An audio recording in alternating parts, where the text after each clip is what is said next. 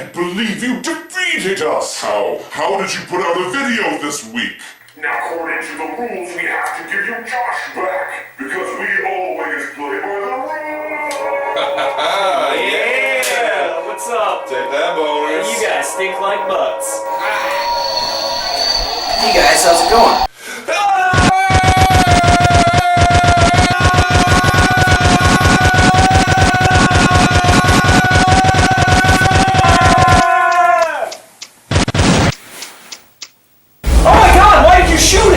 I was startled! He startled me! Why did you shoot him? I don't know, because you shot him! Well, what are we gonna do with the body? We can't go outside and dig another grave. We'll be seen.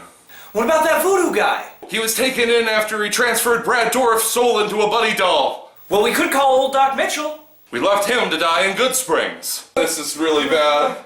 We're... Oh my God! Christmas! Plot twist! I was born 27 years ago in the highlands of Michigan. I am an immortal. I first died when some dick killed me while at a Ren fair. Now is the time of the reviewing, when a downward stroke of the thumb gives me a rock-hard quickening.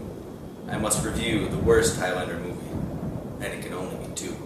Here we are, born to be kings, we're the princes of the universe. Here we belong. Welcome to Jake and Trev Review Everything. I'm Trev. And I'm Jake. And this is our special guest, Josh. He's back from his sojourn into the opposite dimension, his unwanted sojourn. It was a very terribly harrowing experience, I'll have you know. I can only imagine. It's very opposite-like. Everything is the same, but different. Oh my goodness. Well, I never wanted to put you through something like this, Josh, but we're glad to have you back for the reshoot. Yeah, buddy. 500 years later, a shield above the earth makes everyone its prisoner. Your time is now! The hunt for the immortals begins again.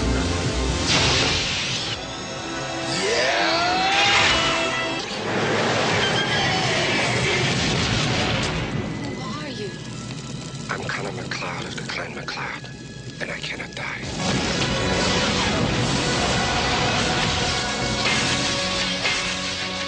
We're gonna basically give our opinion of this movie. I'll start. This movie sucks. Yeah, it's a big old pile of horse trash. It's very, very disappointing. It's the shits. Josh, if you'd like to signal the spoiler alert with your immortal powers.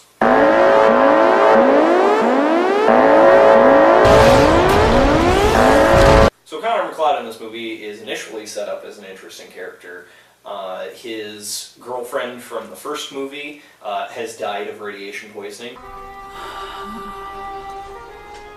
So he goes on the initiative to create this shield to protect the world from the radiation that killed her.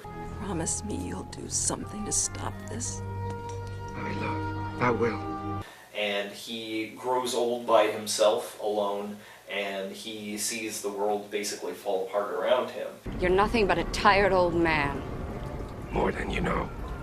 And when he finally becomes a Highlander again, he realizes that he still has a bunch of things to solve and live for, so he kind of has that motivation as for his character.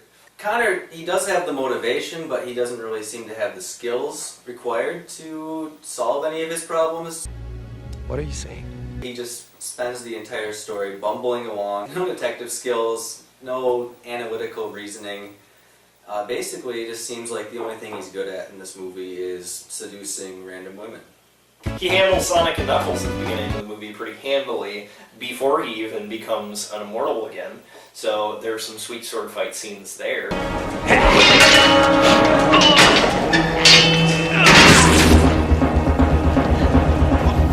He also knows his way around a military truck.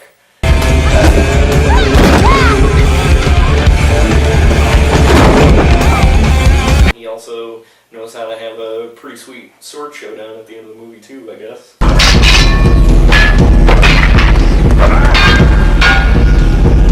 Well, that sword fight scene at the end of the movie, I'm not really sure if we actually call that sweet. It's more anticlimactic than anything.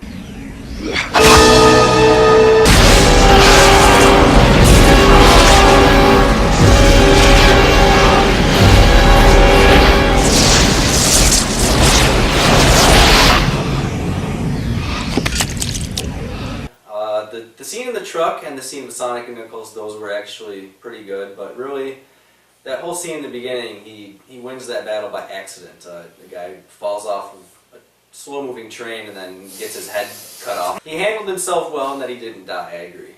And they really try to do something different with the villain this time around. You know, they set him up right at the beginning of the movie as this kind of overshadowing figure. You suffer under the yoke of General Katana's rule for the last time. And, you know, so he's kind of set up as like this different sort of like mastermind character. I agree that Michael Ironside, who played Katana, did a pretty good job. He really tried to sell the character well despite the poor writing. You really think so? The tyranny that we actually see from Katana, we see him terrorize a taxi driver, pops the guy's tires. He takes a subway on a high-speed chase. Bet you've always wanted to drive one of these, huh? Me too.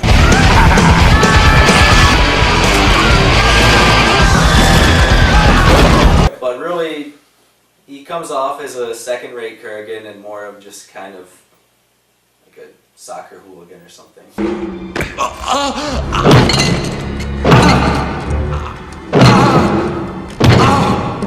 The Kurgan was, you know, a more credible threat, so they went and started cribbing some of the notes from the first movie. They had the concurrent scenes of vehicular manslaughter between the two. Kurgan used a car.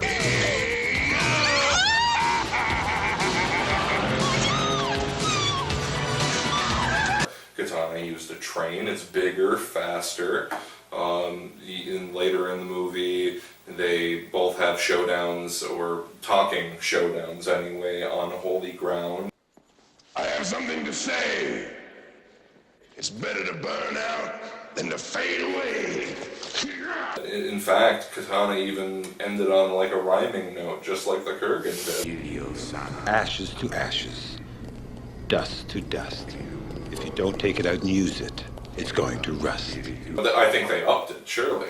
The Kurgan did a really good job. He was a great character. You really knew he was evil, and there was a reason why he was doing everything he was doing. There can be only one. Katana really doesn't have much of a reason. He goes into the future just because.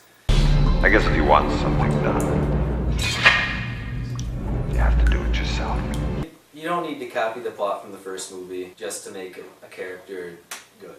I know that I'm not blind. So then you have Ramirez, and he is a loved character from the first movie. He really kind of brought Connor into his own. He was like Connor's Yoda.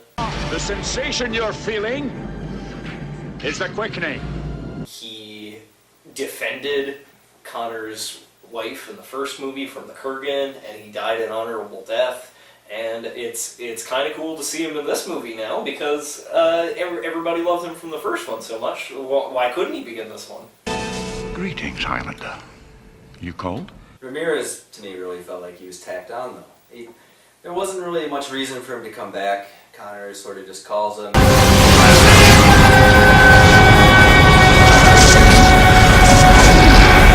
And he shows up, and instead of playing a serious role and helping Connor out, he sort of just acts as the farce. Farewell, dear shithead. Farewell. He's a fish out of water, and there's really no point for him to be in the movie, I don't think. But he gets so many laughs, like when he shows up for no reason in the middle of a play, or when he's complaining about airplane food. Something else for you, sir? No, thank you. I never eat anything I cannot identify. When he's saving Connor and Louise from the fan in the prison. Just stay back!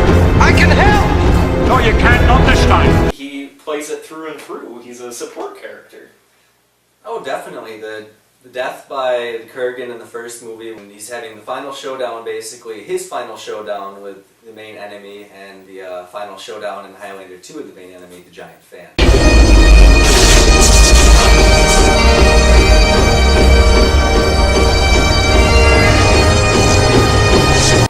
And Connor's love interest, Louise Marcus, you know, she's a terror terrorist organization leader. The group calling themselves Cobalt. She's, capable. She breaks into the SHIELD facility, and, she's the only survivor after the rest of them get gunned down. So, I mean, she's a tough chick, right? Oh, don't worry, she's tough.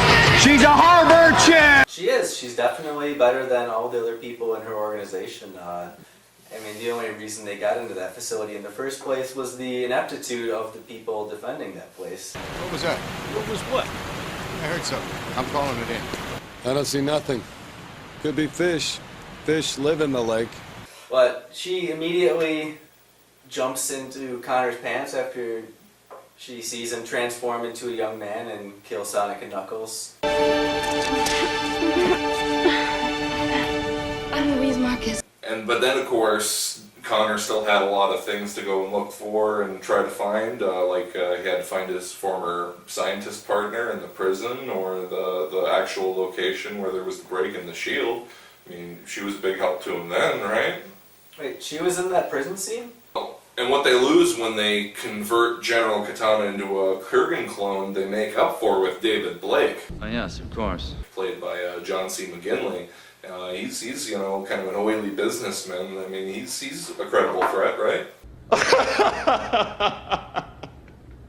He said some snarky things to Connor. I'm afraid I'd forgotten you were still alive. Mr. McCloud, I'm terribly sorry to have to break this up, but I trust you can find your own way out. Did you feel that you weren't quite annoying enough without adding a delusional sense of grandeur? Because I promise you, you are annoying enough. That scene where he was picked up by his genitals, that was very threatening of him.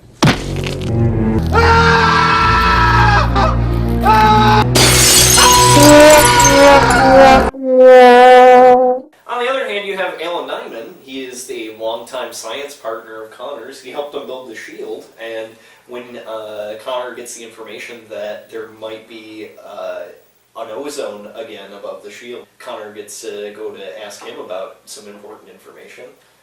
He gets there, and he's telling Connor this very, very pertinent, important information, and man, he is the slowest typer that I've ever seen.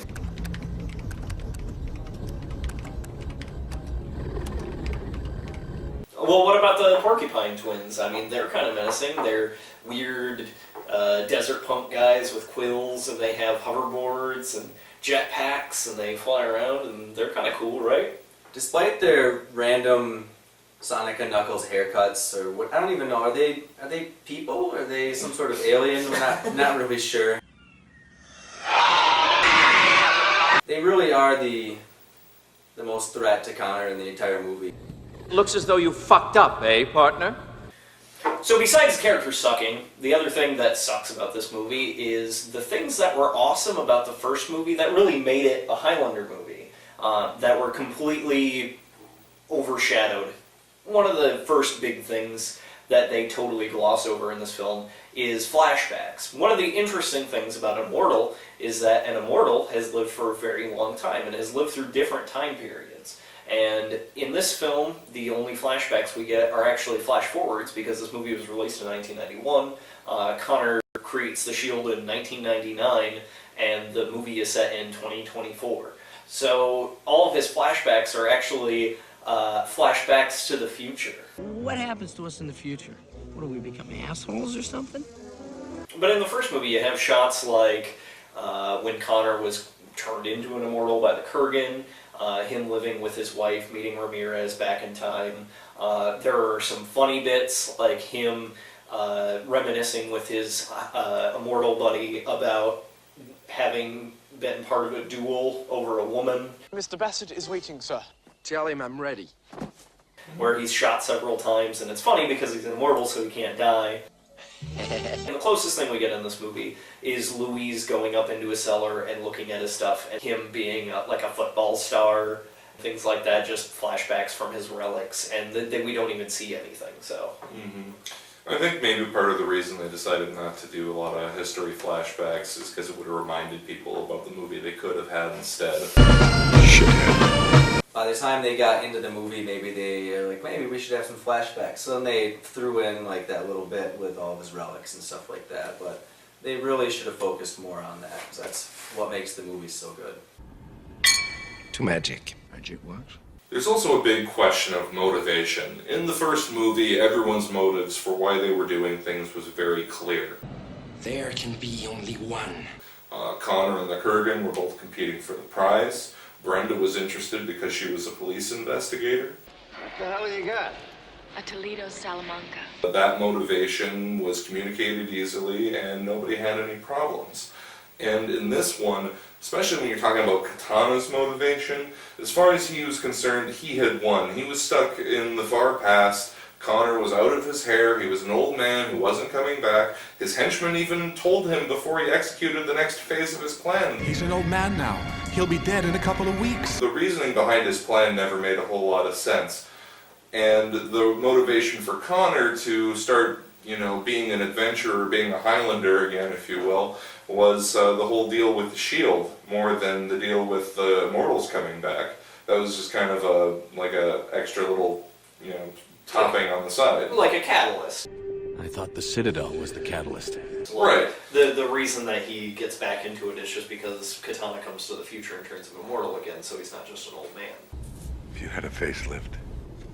Something like that.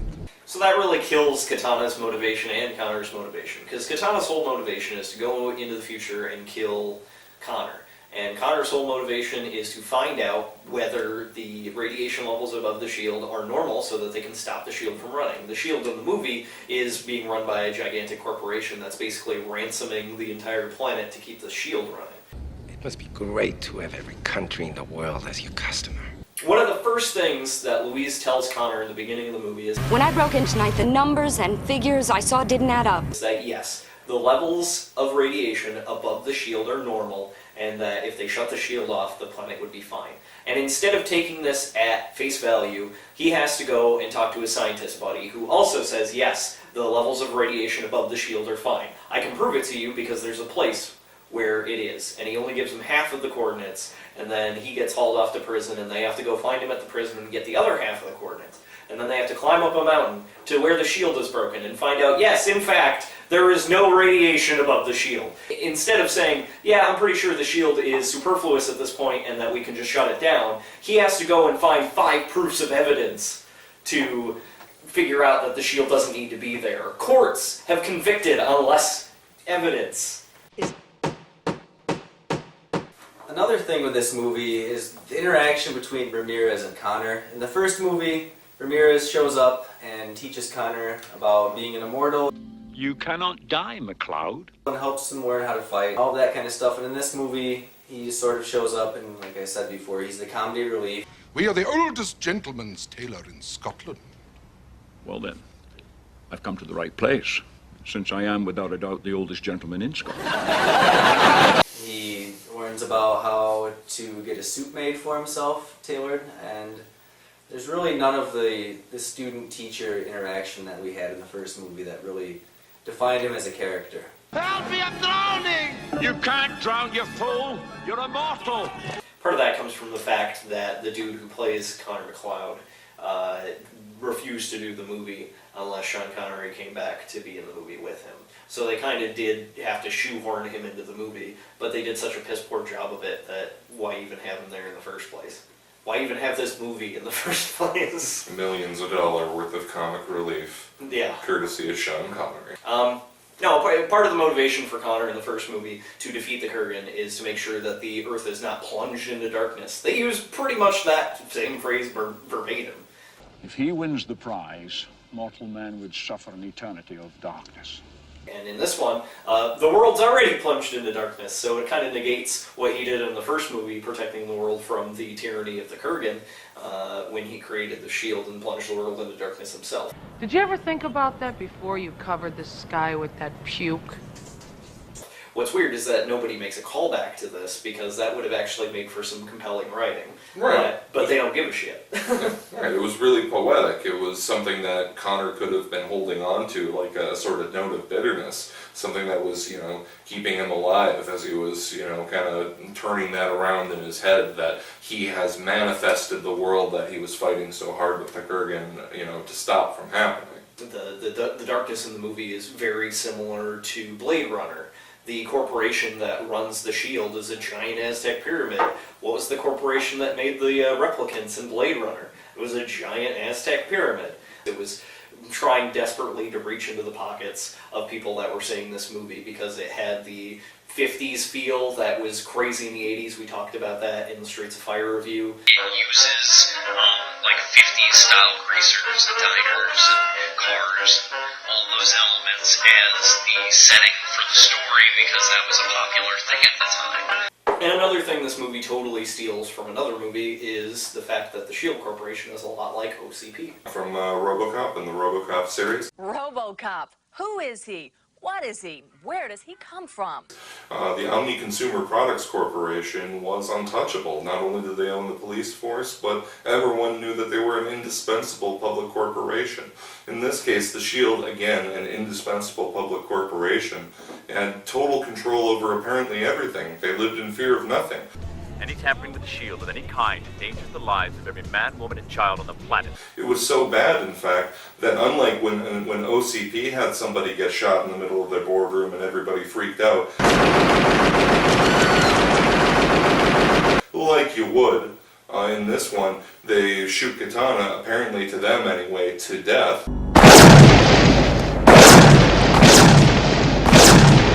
And everyone just kind of, goes right back about their business. Like, okay, what are their quarterly numbers again? And then he pops back up and kills one of their guys, and then they're still like, oh, well, it's a different dead guy, but it doesn't really matter, all the same. This is most unusual. We like to think of it as a good business. So the motivation for the SHIELD Corporation is that they're making all this money from all these different countries around the world that are paying for their services. We prefer to think that we protect the population of the planet from death. They don't want to get rid of it, obviously, because they're making lots and lots of money. But so if a country stops paying them to upkeep the SHIELD, then they're going to turn it off? Like, really? What is that? They're going to turn it off and destroy the entire world? Like, they know that it's not going to destroy the entire world, but nobody else knows that. So everybody else should just tell them to screw off, and they're not going to pay them anymore. Because what are they going to do? Kill everybody? And if that's the case, well, suffice to say that the company would be spiraling into Chapter 11. Will you be quiet? We were going to keep maintaining the SHIELD, but Argentina doesn't want to play ball, so goodbye, cruel world. So, one of the biggest plot holes in the movie is that the locomotion by which they're sent into the present when they're exiled, Connor and Ramirez, they're both born in their respective time eras. So Connor was born in the Highlands of Scotland, and Ramirez was born in Egypt or Spain or wherever the fuck. I'm not Spanish, I'm Egyptian. You said you were from Spain! So basically what you're saying is that they have a magic teleporter in the past that has a baby's switch and a memories switch that they can flip on and off. So like, alright, Connor and Ramirez, you're gonna be babies, no memories. Porcupine twins, you can have memories and not be babies. Really? They don't really explain that. Like, how come they can actually even turn them into babies? What is that?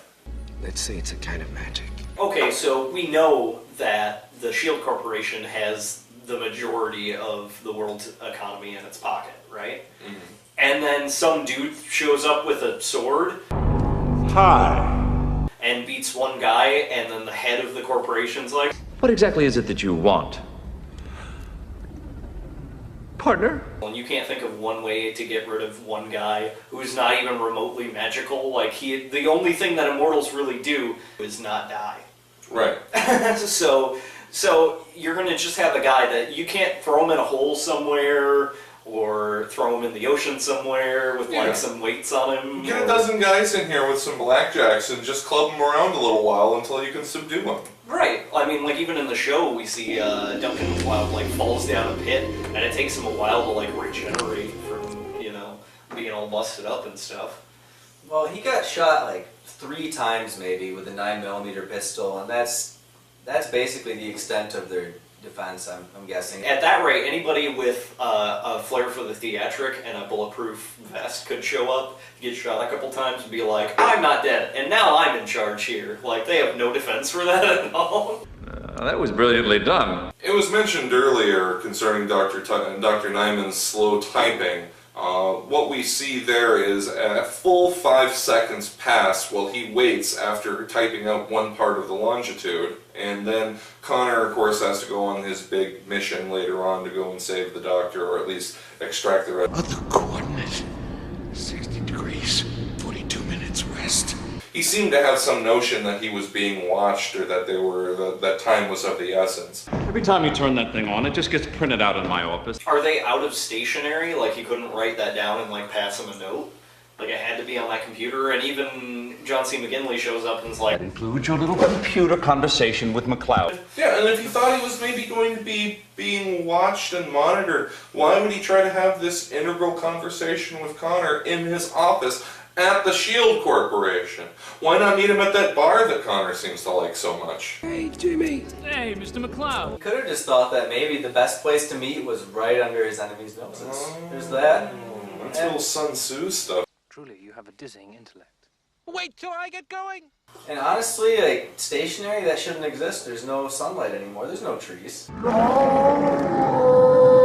Another huge plot hole in this movie, or rather a cluster of plot holes, is that a lot of the characters either know or don't know something that they should not know or know. Okay, now let me just see if I can get this straight. Connor's knowledge in the first movie, he wins the prize, and it's even explained explicitly at the end of the movie that he has gained the entirety of the human race's knowledge of everything. You're at one with all living things. Each man's thoughts and dreams are yours to know. So the idea that anybody could be manipulating or holding information from Connor... He is omniscient. He knows... I know everything! He even just shouts it out! You know, like, that's how blatant this is. And even in the beginning of this movie, the reason that he is able to make the shield to defend the Earth from all of the radiation is because he has the world's knowledge, and he works with this other scientist guy. You created that monstrosity. Why? If he has enough knowledge to build a machine that massive, you think that he would be able to see a few things coming, like the fact that the ozone would repair itself at some point, so there wasn't any need for the shield some 20 years later. He didn't run those numbers at all and was just like, oh, the shield will be up forever, whatever. It was necessary at the time. So was Noah's flood, but that at least served its purpose. They set up powers for him in the first movie, and then he never gets to exploit those powers in the second movie. But if you can summon it all at one time, you can accomplish something glorious. Yeah, like, is it a finite, depletable source? Like, I used up all the world's knowledge on building the shield, now I'm done. I'm an idiot now. I'm a big dummy. I fall asleep and play. Okay, Mr. McLeod. The show is over. Listen to Queen. He has to listen to Queen anyway. So. Sure. It's in his contract. You always have to listen to Queen when you're a Highlander.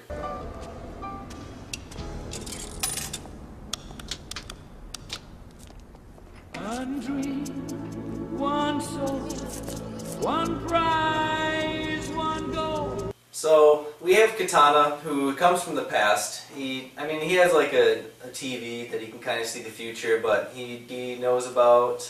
Put all this on my tab. And Jerry, add a little something for yourself. Tips to cabbies, and he knows how to drive a train.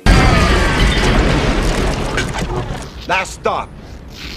It makes no sense that he would be up to date on pop culture of the 80s randomly, or of the 2021s or whatever. So, we've been trying to think of ways that we could possibly fix this movie. There's a few different things that we've thought about, but maybe you have something you'd like to share? I think that if you tried, maybe you could take the whole rigmarole about there being a shield out. Maybe if you just have Connor has won the prize, he's old now. More than you know. Katana sees that he's getting old, and Katana gets visibly impatient, as he does in the movie.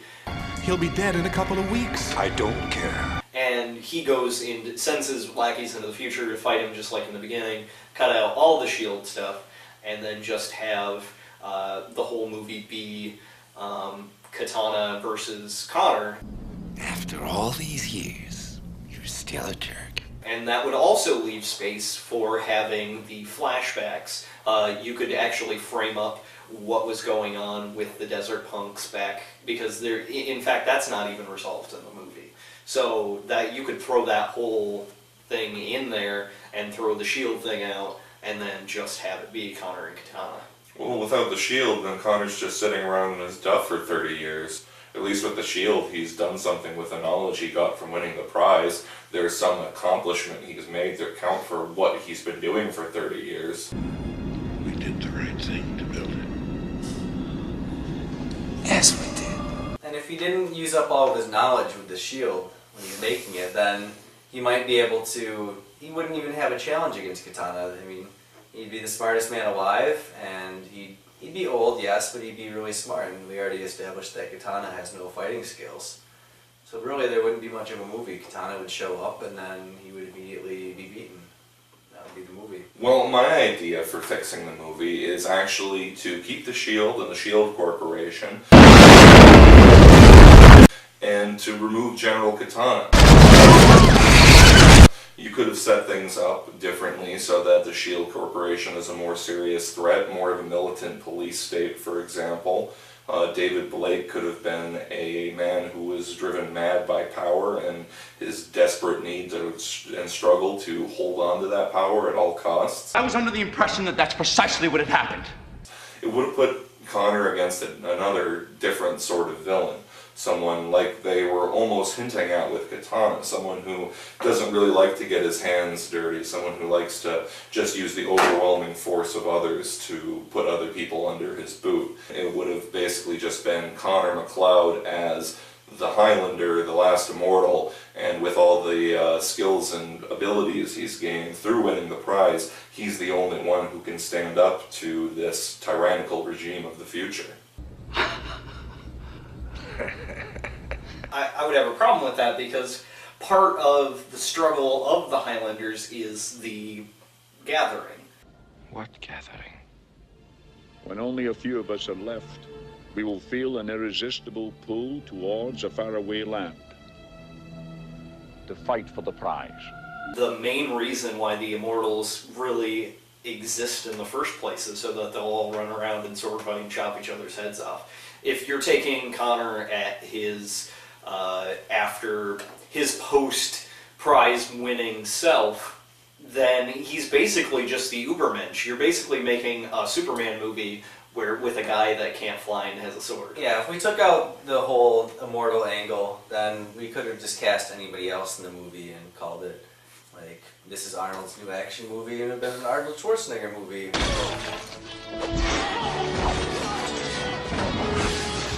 Stay thy hand, fair prince. Who said I'm fair? It really wouldn't have been anything resembling a Highlander film. Since you both shot that down and we both shot down your idea, Jake, how do you think we can fix the movie, Josh? I really don't think there was a way to fix the movie. There's nothing we could take out to make it better. We can't really add things to it because there's already too much going on. There's nothing. This movie is done. It doesn't exist.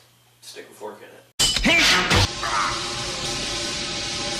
Let off some steam. Well, the biggest selling point to me about a Highlander film is that there is this entire rich catalog of past that they could have used. Everything fits together nicely, and this movie doesn't fit into it at all. It says that these people, they're actually from the past.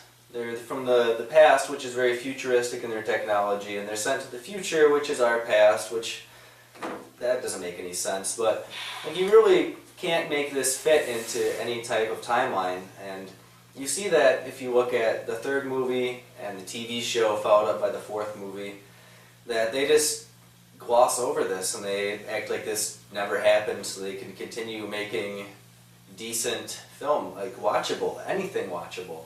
And that's the biggest problem, is that this is unwatchable. It doesn't make any sense. There's nothing to it that is even worth your time. Not even for somebody that wants to watch it that's a fan. In the end, there can be only one. I think that about wraps it up for Highlander 2. So it was a real disappointment all around. Yep, but what's not a disappointment is that we got Josh back from the opposite dimension, and we got to finish our Highlander 2 review, so that's pretty cool. It's awesome! So for Jake and Trev Review Everything, I'm Jake. I'm Trev. And I'm Josh. Now! Get out! No! Well, thanks for coming, Josh. We're glad that you're not in the opposite dimension anymore, so... Yeah, sorry about that. Hey, you know what happens. Hey, I got a sword out of the deal. Nice. Sweet.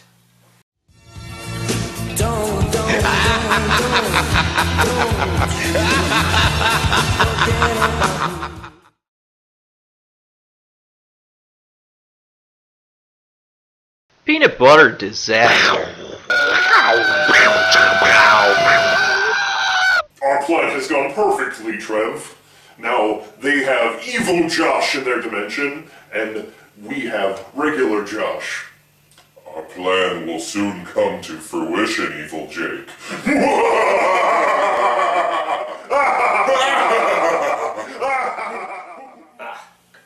Do you guys do anything over here? No!